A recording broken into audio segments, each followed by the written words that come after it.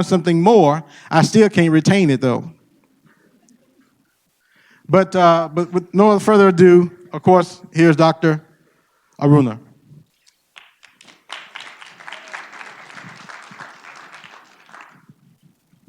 Thank you.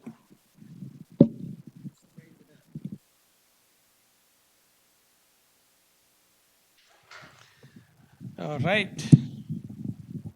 So, in my presentation, what I am going to address is a little bit of simple science you need to know before we start growing this crop.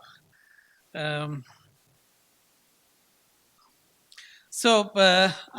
this is my outline, the cannabis taxonomy and how it is classified in the plant kingdom, and how it is classified lately now, and the legal status, sex expression, cloning, photoperiodism, flowering and seed development, evaluation of seed quality, hemp processing, fiber hemp strains, fiber quality, CBD strains, processing for CBD, and a little bit of cannabis phytochemistry, and how it relates, the cannabinoids relates to human health, and then comes to grain hemp strains, and as research institute, what we can support for this industry. Uh, it's a lot, but I am trying to go faster within 30 minutes. But as always, you can reach out us for any questions anytime, and we are here to help our clientele. Right. Let's look at the cannabis. Right. Cannabis was known about 3,000 years ago in the cultures like Chinese and Indian system, and the plant is called Cannabis sativa and discovered by the well-known father of plant naming, Linnaeus. And in the ancient cultures, they identified both male and female plants and the usages. So they use the male plants mainly for the fiber production, and female plant for the medicinal purposes. Um, since it has been, introduced to different other parts of the world, from Indian subcontinent and China to the Europe and the rest of the world, because of its narcotic effect, plants started growing in different geographical regions, not allowing the the species to exchange the genetic material. So they have been confined to different geographical regions. Then after that, cannabis was named as illegal and banned substance. So these the geographical separations made them to name differently. So Cannabis sativa is the original species, but later they found something different cannabis, and they named it as Cannabis indica, and after that they named this another species from Russian region as ruderalis. But now these are the differences in the so-called sativa, indica, and ruderalis. See the leaf shape and the plant architecture in these three main categories. But later with the development of new molecular tools and chemotaxonomy and all these tools, plant systematists started putting all these three into one species and call it cannabis sativa, right? But since it was considered as illegal plant, cannabis sativa started growing illegally for the narcotic usage. So all these illegal growers started breeding this plant haphazardly. So there is no control. They were trying to get the highest THC level. So their breeding was focused on the narcotic side. So today in nature, we can't find the true cannabis sativa, right? What we find is a lot of chemotypes. So I have categorized 4 chemotypes. Non-narcotic plants, right? That is fiber and oil seed strains. They have low THC, high CBD, and there's another non-narcotic plants, mainly for medicine, which has high CBD levels, and mainly this plant related to Asian Chinese group of cannabis, and then narcotic plants mostly with higher THC level, and there are some other strains with both high THC and CBD. This is mainly in the Afghanistan, South Asian region plant, and now we get hybrids of all these 4 groups. So now you can see how complex is this plant taxonomy. So it's really artificial system we have currently in the case of identification of these plant species. So the latest one is we have 2 groups, hemp and marijuana, but it is the same species, cannabis sativa. So they call marijuana, which contains less CBD, and it has more THC, over 20% THC, and hemp contains more CBD, and it should have 0.3% or less THC. That is a big question, right? Can you make plant to have THC level when you have the same biosynthetic pathway to make CBD and THC, right? So these 2 compounds are made in the plant in response to the stress level. So when you stress the plants more, you will get more THC and CBD. So this is the complexity of the plant itself, right? This is the current legal status in US. I copied this sometime back. I don't know whether it has changed now, but it's covering up the whole US, right? So just think, not only Texas, we have to compete with all other states. But the good part is the cannabis is a tropical plant species, and we have subtropical climate, and we have long day length, which promotes good vegetative growth and flower production, right? So let's look at the sex expression. Now, naturally, cannabis is one of the primitive plant species in the plant kingdom. Primitive means they evolved in very early stages, right? You know, it has been used 3,000 years ago. Even people start reading and writing, right? So now it is that ancient, right? So it was evolved long before that, right? At that time, The plants are dioecious.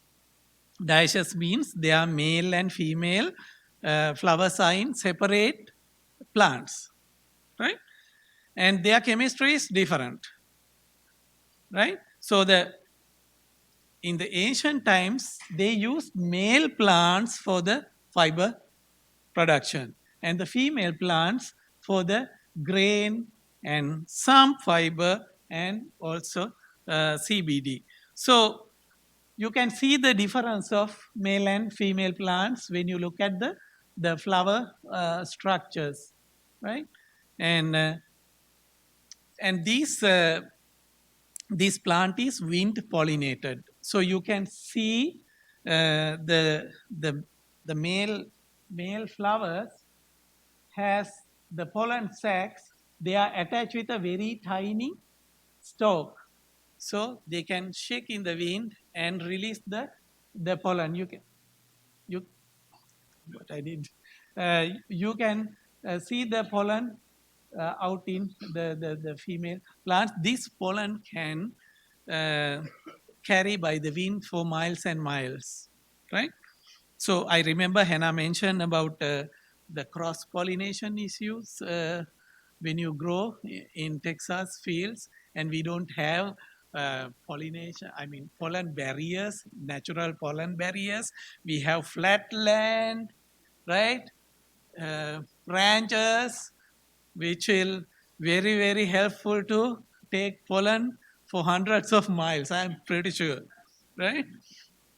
So so these are the challenges in the crop, right? And in the same time, we have rarely we have monoecious plants. These plants carry both male and female flowers. The good thing in this plant is this plant can be used to make feminized seeds. You know, these are the buzzwords. They sell feminized seeds, right? Why? The feminized seeds makes more female plants, right? In the nature, if you get the seeds and you germinate, there is a chance to get 50% male, 50% female, right? And when we have the pollination in this plant, what happens is the CBD level goes down soon after the pollination. So growers for the CBD production hates to have male plants in their crop. So they go and remove all the male plants to make their crop better for the CBD level. So, but the good thing is, if you grow the monoecious plants in the greenhouses, you can make the same genetic material, same the strength of the plant you expect. And this species also can be, the strain can be used for the fiber production. So if you hear feminized seeds, these are the plants which gives feminized seeds, right? And the other thing you hear is the clones. What are the clones, right? So the growers started identifying the best strains for their purpose, either for grain, uh, the fiber, or the CBD production, right? To keep the good quality, the best way is to have your plant stock from the clones. So they started selling cloned plants, either by tissue culture or stem cuttings. Now this has become a big business now, because there is no risk on these plants. If they say these give, right, 20% of CBD, it should give, right? This gives the best fiber, it gives, because they are genetically same. So the cloning is you maintain a mother stock of the plants, and then you make the cuttings and let the cuttings root in artificial media, right? You may have seen outside we have a company uh, prepare the specific coconut rooting media for hemp. And these kind of media is used to get the best the roots, and then you transfer it to the bigger parts of the plugs, and then you can transfer it to the field or growing inside. So these are the clones. Then the other thing you need to know is photoperiodism. What is it? It's a reaction of any plant for the length of day and night you get to the plant, right? In the case of hemp has very interesting response for the day lengths. So when you have long days, say about 18 to 24 hours light, you induce the vegetative growth, right? The short days induce flowering, right? So when we look at the Texas climate, right, it's really good to have very good crop, right? You can develop well branched, robust crop during, if you start in the spring and the summertime, it will grow very nicely, and then with the shortening of the day and induce the heavy flowering. So indoor growing, you can control all these parameters and make your crop the way you want. But field growing, there are a lot of um, ups and downs you have to face for the the the the rainfalls, winds, and all these things. And I'm coming later the effect of environment for the CBD production later on. And they have another the buzzword auto flowering cannabis, right? They sell auto flowering. Auto flowering is now these breeders, the auto flowering came because they wanted the illegal breeders wanted to get uh, flowers in short period of time and in uniform. So they somehow bred it to flower without any response to this photoperiodism. So auto flowering is small plants you can get flowers, and they are only good for the narcotic type, but we can use these traits for the future breeding. When you look at flowering and seed development in cannabis, it's really interesting. Now, it's a little complex when you look at the pictures, but what I want to show is we found a lot of issues in the seeds we see in the market. So this is the case. The cannabis head is a kind of complex inflorescence. So inflorescence is the modified branch which has several flowers, right? Complex inflorescence means you have so many small branches of flowers in the same axis. You can see, so this is one small like that. So the whole head is like this, right? Here you can see. But the issue is not all flowers bloom together, right? So first you see the blooming, the bottom flower in all these smaller axils. So basically what happened is, when the head is developing like that, most of the mature seeds are in the bottom part of these units, right? Now you see the seeds develop. Now growers don't understand this, right?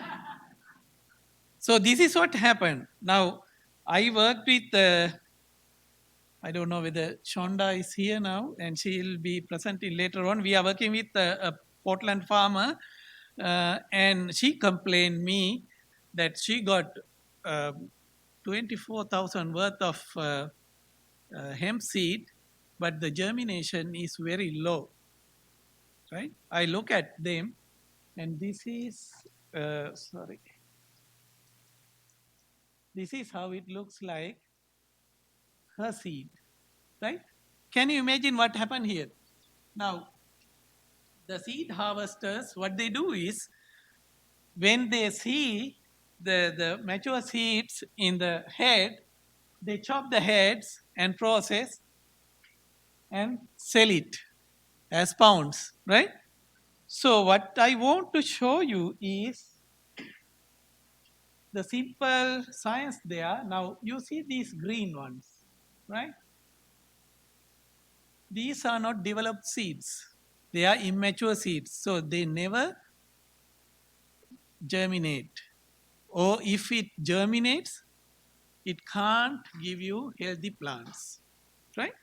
So this is the case in Chonda, uh, not to have the good germination. So when you are buying seeds for the crop, you have to look for the quality of the seeds, and they don't care because, uh, I mean, this is about 25% is useless, but it is money, right? It's money. Right? So good seeds looks like this, right? They have higher germination, but if you have these seeds, you don't need to throw it away. You can use it for the oil or the hemp heart, because most of these green ones, although they can't germinate, but they have half of the developed seeds inside. So you can use it for the seed production, I mean oil production, and for hemp heart production. So this is a good thing to know when you look for the seeds. When it comes to the processing, this is a simple flow chart to show how it should process in different purposes, right? So we need to grow in the field or indoor and harvest, and then the best is to separate them into stems, tops, and the leaves, right? But this is not practical when you are growing in the large scale uh, farm, right? But we need to find the ways to uh, have used the machines to do it systematically, because now I know Chinese have developed machines to strip the leaves without damaging the stalks, but we still don't have, right? And China is growing 40 million acres of hemp right now. So we need to compete with them, right? And you know how the other the commodities, the status of other commodities coming from China. So we have a big challenge. We can grow good stuff, but we need to have our system in place, right? So we need to separate them: stems, tops, leaves, and then stems we can go for the fiber extraction and make good fiber, and fiber has various usage. I need to go fast. So, uh, so, so you can see how the pharmaceutical grade CBD is produced, and how to separate the seed for germplasm and hemp seed oil and industrial grade CBD, right? And let's go faster. And this is how the fiber hemp strains looks like.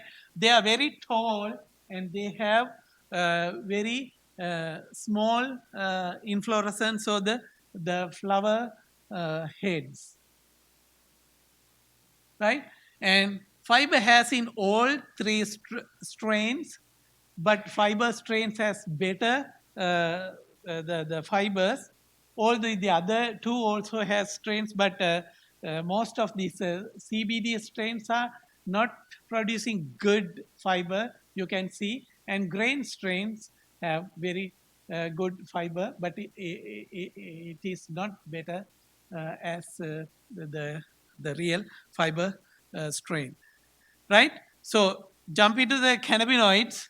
So CBD is produced in the flower bracts and in these teeny tiny glands, and these are the glands, and these are there for the protection of the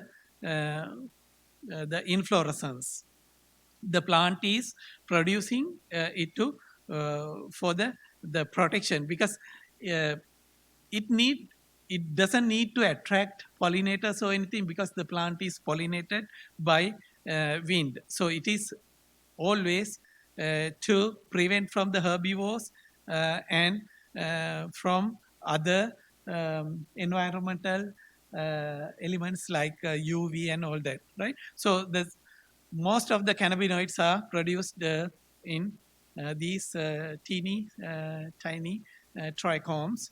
And this is another thing. If you are making for the CBD, you need to look at the quality of the trichomes before you harvest.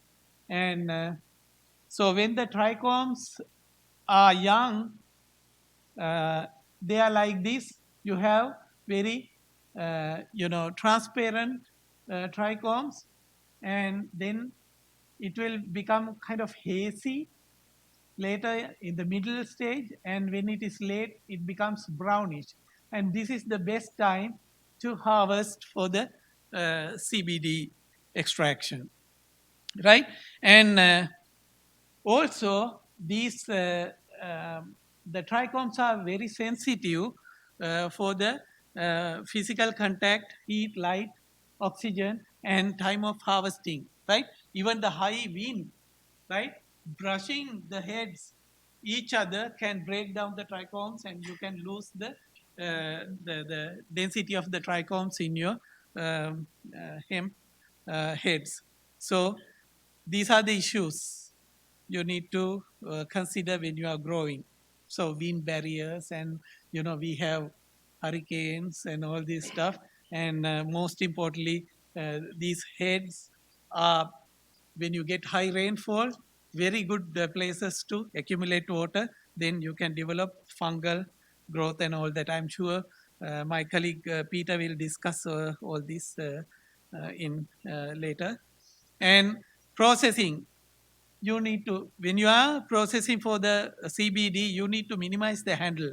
When you handle more, you break the trichomes and you lose it. And the traditional way of hanging the whole biomass is not always recommended. The hanging, the tops will be the best, because when you hang like this, most of the trichomes can fall down, and you lose a lot of good stuff uh, in the crop. And you need to have cool and dry storage, otherwise the mold will get into it.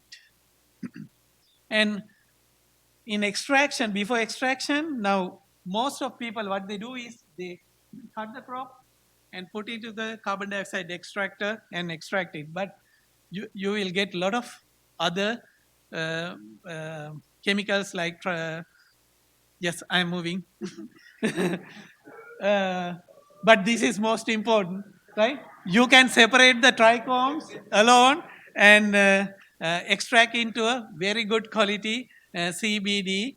And when you extract CBD will like this coming out, and then you have to winterize, and then you have to dilute it to various dilution levels before you put it into the products, right?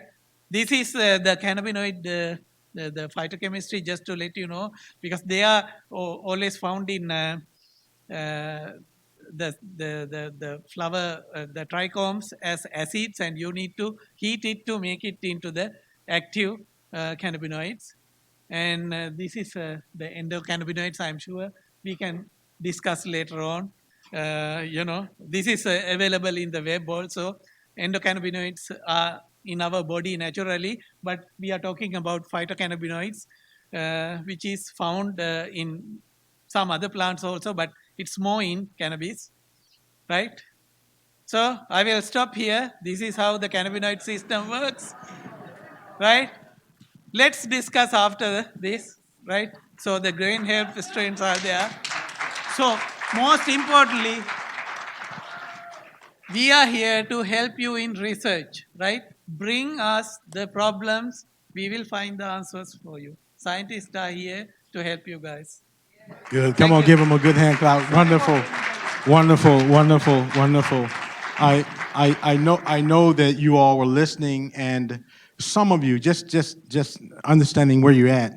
We're all here about understanding laws and some other things, but when he started talking about the in depth of the seed, some of you almost checked out.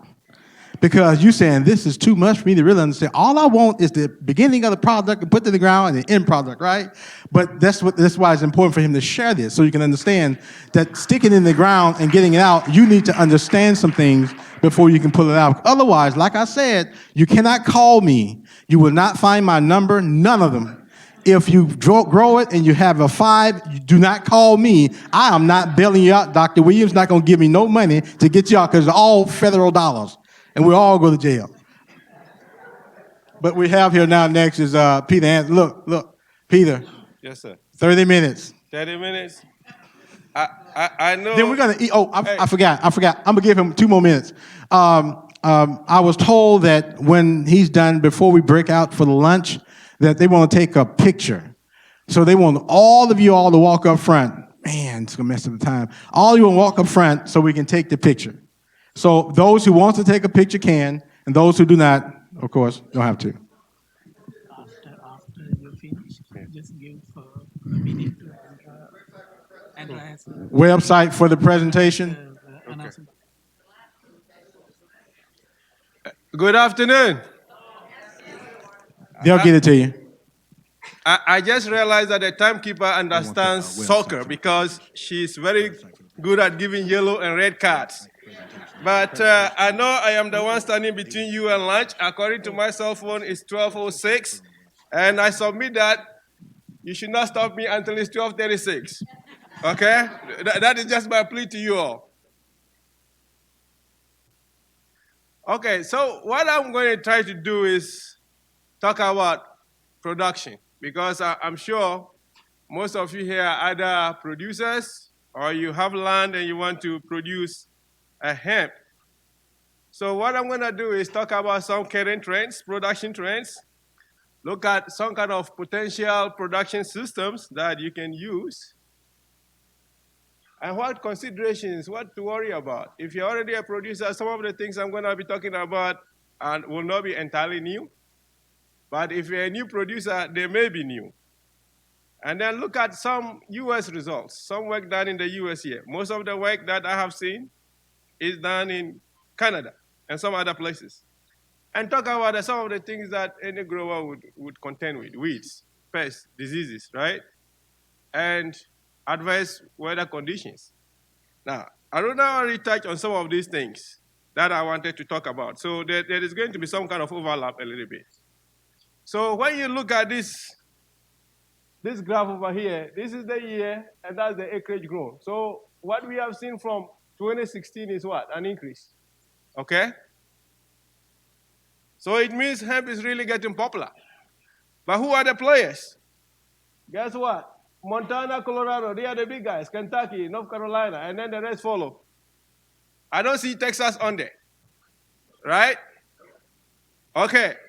The reason is until last year, we're not legal, okay? Even though we are legal, we still can produce because we don't have licenses yet, right? Okay. So what I'm going to talk to you about today is about experiences from other places because we are not growing this crop yet. So we cannot give you Texas experiences, okay? We are getting there though, right? Okay. So we know it's legal. Licenses is what is happening right now. So for any crop, you decide to grow a crop, what do you want to think about? The production system, right? Are you going to do it outdoors? Are you going to do it indoors? Okay, are you going to use no-till? Are you going to row crop it? Are you going to do organic or, or conventional? So those are the considerations, okay? So outdoors means you are field producing it, right? But you can also do high tunnel, okay? And then when you talk about indoor, you have two options. You're either doing greenhouse, climate control production, or just completely indoors with LED lights. So those are some options to consider. And in any of these production systems, you can still do conventional or organic. It's your choice. Now, once you make that decision, I want to do outdoors or indoors, your next thing is varieties. He touched a little bit on it, Aruna did, okay? Because the kind of variety that you choose is really your success, your key to success, right? Now, you got to worry about how long does it take to mature, okay? Most of the varieties are developed based on use. Either you're interested in CBD, fiber, or some kind of grain and fiber, okay? Now, is the seed available? Can you get it to buy? Is it authentic? How good is the quality? He touched on that a little bit. Is it suitable for Texas? Because most of these things are grown in colder climates. What is it going to do in Texas? We don't know. Well, we'll find out. Okay? So if you are thinking about grain type, he already touched on that a little bit. Typically, they are short. They have a high seed yield. And then vegetative biomass is very low because the target is not fiber. But the fiber ones, they typically are very tall, okay? And they tend to produce a lot more biomass and less of seed. Now, what I want you to, don't look at all the graphs, we'll come back to that. But these are some of the commercial varieties that are out there. These are things that are certified that you can produce in Canada, okay? There are probably about 30 of those, and I'm going to go through those fast. These are still Canadian varieties. So there are varieties out there that are already commercial. And then you have European varieties, okay? Now, if you see the countries that are put in parentheses, those are the countries where they are maintained. So you have the French varieties, you have the Italian, you have the German, but the French have more. And then you have those that come from Eastern Europe. Now, the ones that are put in blue, some of the Ukrainian varieties are also maintained in Canada, okay? So if you combine the Canadian and European varieties, you probably have more than 60 to choose from. Okay, so among the 60, one of the things you got to be worried about is, well, you have a real interest, right? And I know most of us are interested in CBD, right? Okay, so how much CBD does it produce? Okay, most of these ones, about 3%. This is the upper end of it. It could be lower.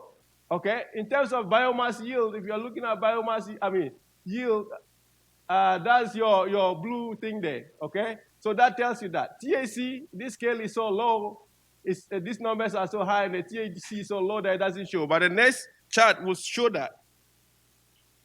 So these are your European varieties. All of these show that they are below what?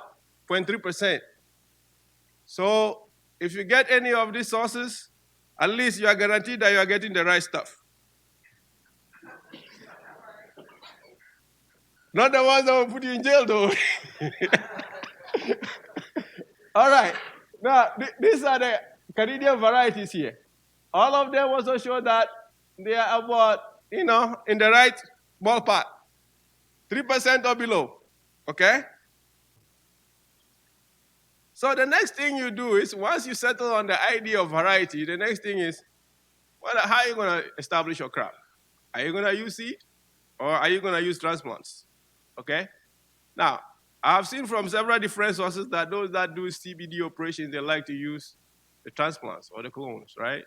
Because you have more uniformity. You can select the ones that are good, and the weak ones, the weak genetics, you throw them off. You don't use those. But the transplants, how do you get transplants? You can either do the cloning or use seedlings. You develop the seeds into seedlings, then you use those. And then, of course, the next question: when do I plant?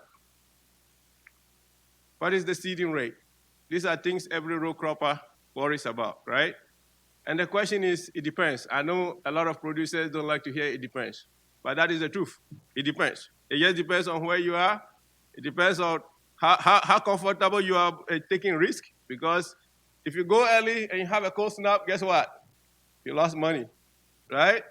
Even though I've also seen that they say cannabis really can endure cold better than things like soybean. But still, you don't want to risk it if you're not comfortable with that, okay? And if you ever decide to go early, it means you have to do a higher rate so that if you lose some plants, you'll still be in good shape, okay? Are your yields guaranteed? No, sir, no, ma'am, not, okay? Most of the suppliers would normally give you an idea of how much to put up per acre, or the number of seeds or plants to put up per acre. But as a rule of thumb, those varieties that are meant for fiber are grown at a higher rate. The reason being that you don't want your fiber crops to grow too big, because your fiber quality deteriorates. I think when the stem size is bigger. And so the more you put out, the smaller the plants grow and the taller they grow, okay? So the idea of it depends. This shows what? Your frost days in the spring and in the fall. And you see, as you move north, guess what? Your frost days extend into the spring, and they come early in the fall. Okay, so you have to have that in mind when you decide that you want to grow something. You are looking at how long will it take you to mature, right? And so if you're further in the spring, before you have your last frost day, then you have to be looking at a variety that has a shorter maturation period. If not, you may not harvest it before it gets a cold bite. The story is the same for Texas. As you move north, it's the same kind of phenomenon that you see, just like the one that I showed you previously. Okay, now we are back to the idea of, okay, now you are ready to grow the seeding rate, right? These are just general terms, general recommendations. If your idea is to plant for CBD, about 20 to 40 pounds per acre. That's what they recommend. Grain, same thing. Fiber, small. Okay, your row spacing. I have seen different numbers, but this is what I got from University of Kentucky. They've been doing some work. They are one of the big guys when it comes to hemp. And they recommend 8 to 6 inches for both CBD and dual crops. That's grain and fiber. And for fiber, again, as I said, you are planting more, so your spacing is much smaller. How deep should you plant? It's another question you have to contend with. Typically, the smaller the seed, the shallower you plant it. And the bigger it is, the deeper you plant it. Why?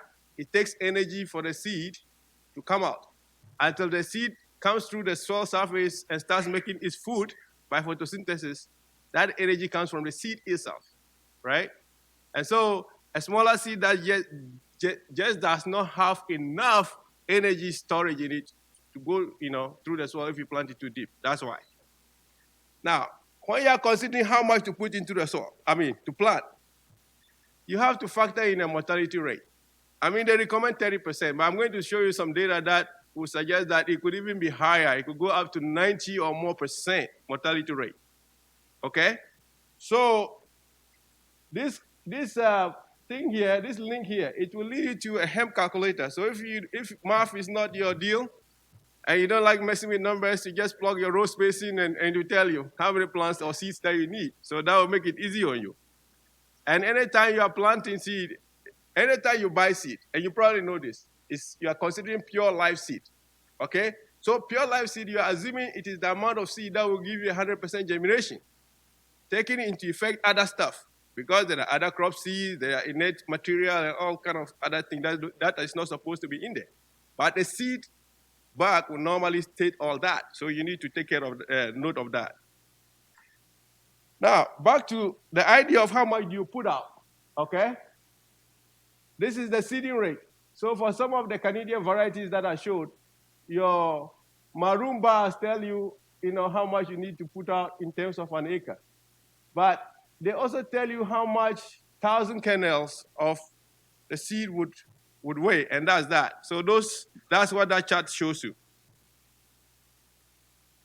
And some general things to also consider. Most crop plants, they like soil conditions just right. They like well-drained soils, okay? They don't like it too wet, they don't like it too dry, just right. Loamy soils have their tendency to have those properties. And when you are seeding, you want to seed into a warm soil, at least 50%, because temperature has a role in germination, okay?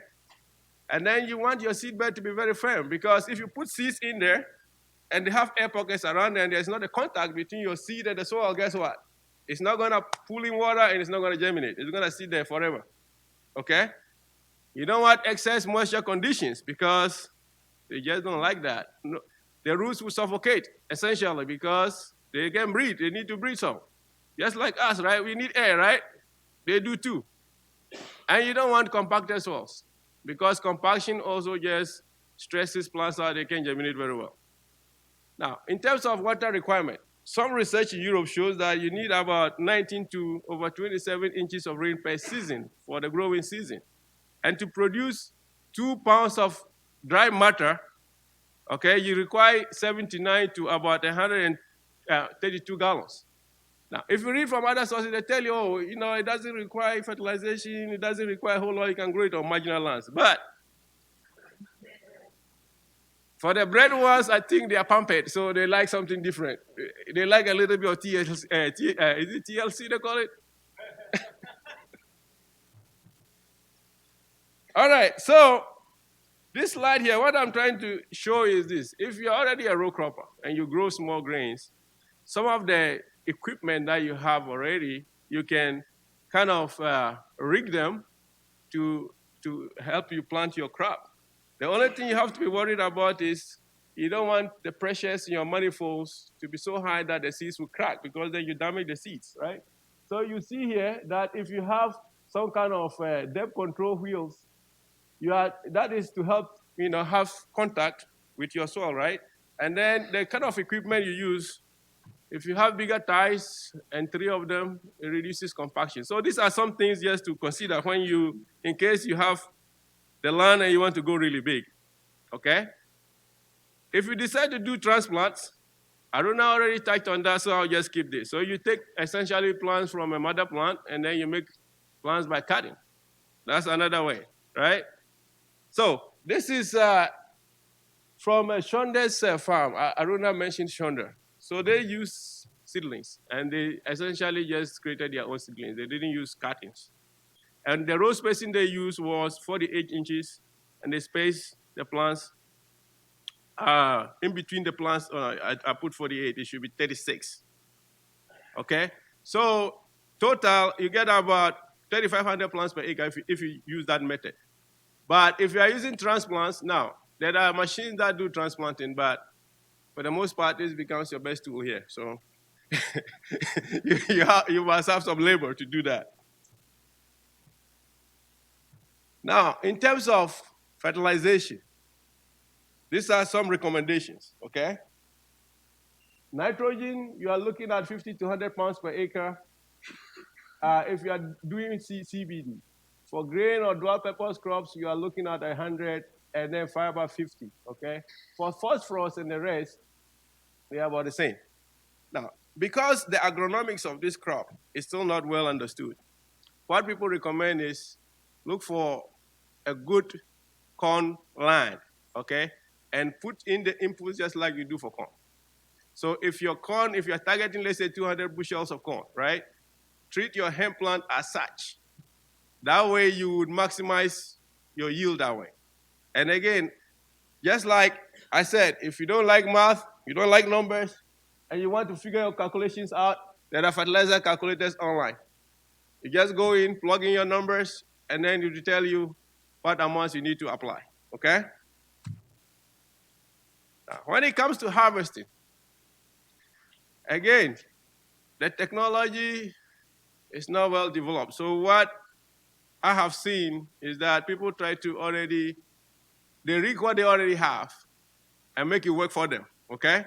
So if you look at this side here, they are mowing it, right? But you see the kind of, this is like a side kind of mower that they are using over there. And this, of course, is fiber, and then you can bale it out. Or grain, they use a combine. Now, you can also do the harvesting by hand. If you don't, like the picture Aruna showed when those things were hanging, those things were harvested by hand. So you can also do it by hand. But on a large scale, you can imagine how long it will take you to man hours to harvest, let's say 10 acres or something, right? Yeah, so. And when do you harvest? There are some periods, okay? For CBD, they say 75% trichome maturity. That is what is out there. So when Aruna was showing those pictures, maybe they harvested when the trichomes were 75% mature, right? That means that there were still some in there that were not. And so that's why you have that 25% that he mentioned. And if it's grain, it's 70% grain maturity and fiber 20%. When most of the male flower, 20% of the male flowers are flowering, that's when they go in and harvest. So this whole field is something that is evolving. There are no answers, strong answers for a lot of these things. People are still trying to figure them out, including us when we begin, okay, doing some work over here. Now, I'd like you to pay some attention. This is some data from North Dakota State in 2015. They did this work in 2015 using Canadian varieties. Look at this. This is the mortality rate, okay? Above 90%. Even the other ones still, high. And they planted this in between May and June. So guess what happened? Because of the mortality rate in terms of plant density, the ones with the high mortality rates have very low plant density. Compared to the others. So it means that you can really lose your crop, really, depending on what goes on. Now, this is a kind of a very busy slide, but I just want you to look at something. What I want to point out to you most is this. So your maroon bars, those are your grain yield, and this is fiber yield, right? Look at the differences, okay? All these plants, from the source that I took them, they are supposed to be CBD plants, okay? But look at it, in terms of fiber, if you yield a lot of fiber, you may not yield as much grain, right? And this one is kind of on the low side, the least, but on the grain side, not too bad. Look at that. Reasonably good fiber production, but grain, very little. So there is not a variety out there that does it all. It means you have to be very targeted, right, at what you want to do. So if CBD is your thing, then you got to look at that variety that gives you the best shot. Now, you can't grow crops without messing with weeds, right? The bad news is we don't have any herbicides registered for it. The good news is you can still do mechanical weed control. It means you can till. If you space your rows right, you can go in there and do mechanical weed control. You just till through it, okay?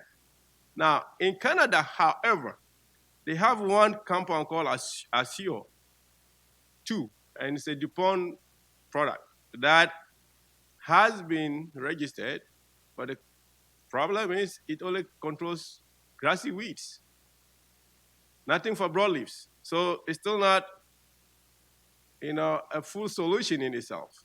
So what do they recommend? Sow into warm soils, moist and fertile. The hemp seed is able to grow very fast. So when you plant it and the conditions are right, it will outcompete the weeds.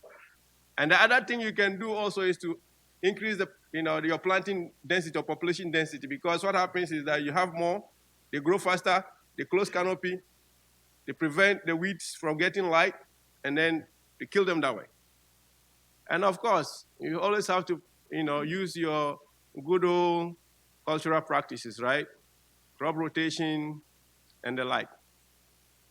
Because weeds are easier when you take care of them early.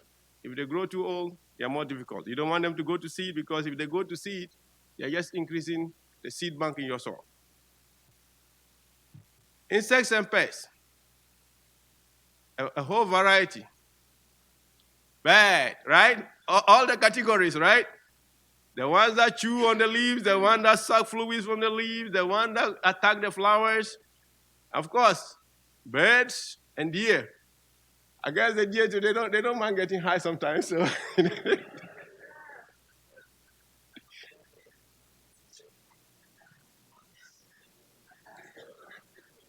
and if we are in the south, right? In this Houston, especially East Texas, we got a lot of rain, it's hot, it's humid. Good recipe for fungal diseases, okay? This is what they have seen in North Carolina. Okay, Physidium. It causes plants just to kind of just die. This one, it causes discoloration of the crown, okay? And then, of course, in most of the south, anywhere cotton has been, grown before, you have this thing called the southern blight. It essentially attacks the stem at the bottom, it rots, and your plant will tip over. It's gone. Okay? So those are some of the things. No matter where you are, and no matter what you grow, something is going to come after you. Okay? What about adverse weather? These are some photos taken out of Canada. If you have excessive moisture, you see how the plants are looking yellowish, not looking too good? Hail just knocks the hell out of this stuff, right? And then compaction. You see how spaced out these things are? It means too hard to penetrate through the soil surface and not working. And of course, frost. If you don't space out your timing very well and you miscalculate, then cold bite comes early, then you're in trouble. Okay, so my 2 cents. You see, there is a lot of excitement about hemp, and I'm excited about it too, right? But there is still a lot we don't know. There is still a lot we need to figure out, okay? So I think you are doing the right thing. Continue getting yourself educated, because that's how you get prepared. I read a book that said, success happens when preparedness meets opportunity. Okay, we have the opportunity, we have to get prepared. Okay? So, I would say you crawl before you walk. Start small, okay? Figure out the basics, and then you are ready to expand. Because if you have 100 acres and you tell me you are going to grow 100 acres, I will say, well, wait on now, not just yet. Okay? Thank you. I'm done.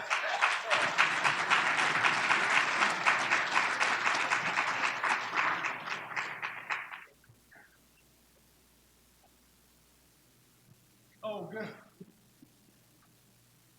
Come on, give him another hand clap. I know that.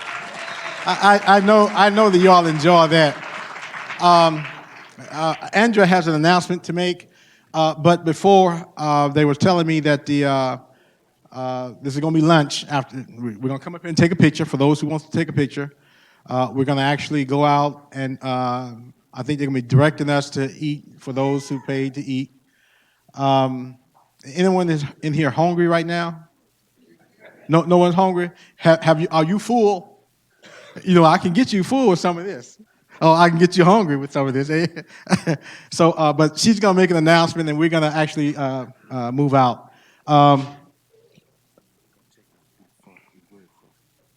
Outside now?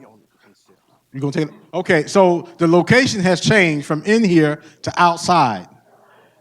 Uh-oh. Uh-oh. See how majority rules? It's gonna be in here again. Wonderful, wonderful. Let me let her make an announcement. Thank you, Dr. Clarence, and thank you so much for your 2 cents.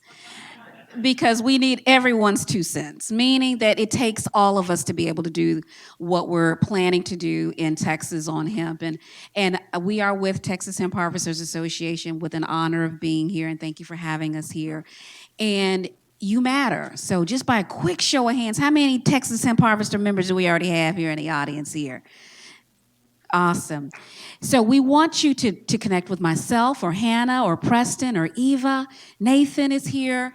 That we want you to join us. We're going to have more of these across the state of Texas. I mentioned earlier that we are going to do regional showcases and get with Prairie View on some of their extension offices and how we can be a part of that. We need you to participate. We need you to be a part of the supply chain. We need you to start doing your research with us, learning from us, and us learning from you. So just find one of us and become a member today, and thank you so much. Good. And she's right. We're going to be doing a couple of more workshops out actually in the counties. And so, but I wanted to actually recognize again the Texas Harvest Association, Hemp Association, that we're looking at a partnership and relationship that we're actually building with them. And of course, we all need to work together because Texas is big and there's a lot to learn and there's a lot to do. And I don't think one entity is going to be able to do it by themselves. And we all have to work together. So with that, I'm not going to say no more because I keep talking. The picture. Come on, picture. Yeah, for those who want to take a picture. I prefer if, is Dr. Williams in here? Can someone reach Dr. Oh, here she is. I prefer Dr. William and Dean, and where's Dr. Parks? Dean D'Souza. Is Dean D'Souza still in here? Is Dean D'Souza? And Dr. Parks. Where's Dr. Parks? Picture. Oh, okay. The picture man, picture taker.